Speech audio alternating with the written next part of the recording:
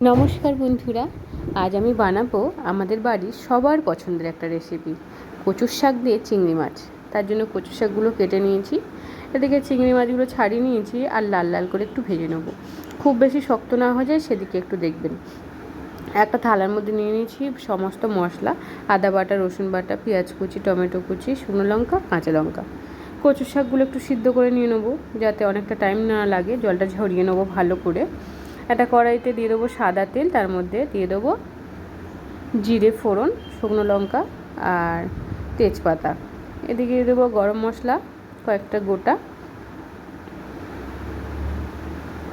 ভালো করে একটু নেড়ে চেড়ে দিয়ে দেবো পেঁয়াজ কুচিগুলো দিয়ে ভালো করে একটু নেড়ে চেড়ে একটু সামান্য লাল হয়ে গেলে দিয়ে দেবো রসুন বাটাটা দিয়ে নেড়ে চেড়ে দিয়ে দেবো আদা বাটা। নেড়ে চেড়ে একটু নেড়ে নেবো ভালো করে।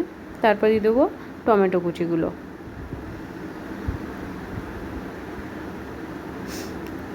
লবণ দিয়ে দেবো যাতে একটু সিদ্ধ হয়ে যায়। কাঁচা লঙ্কাটাও দিয়ে দেবো।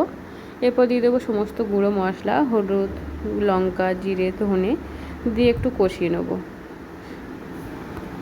হয়ে গেলে দিয়ে দেবো চিংড়ি মাছগুলোকে, দিয়ে একটু নেড়ে চেড়ে নিয়ে আমার সিদ্ধ করে রাখা কচু শাকগুলো দিয়ে দেবো। এবার যতক্ষণ না কচু শাক থেকে জল সব মরে পুরো শুকিয়ে যাবে ততক্ষণ আমি নাড়তে থাকবো। আস্তে আস্তে কালারটাও চেঞ্জ হবে। গ্যাসের ফ্লেমটা একটু জোরে দিয়ে দেবো, দিয়ে নাড়তে থাকবো।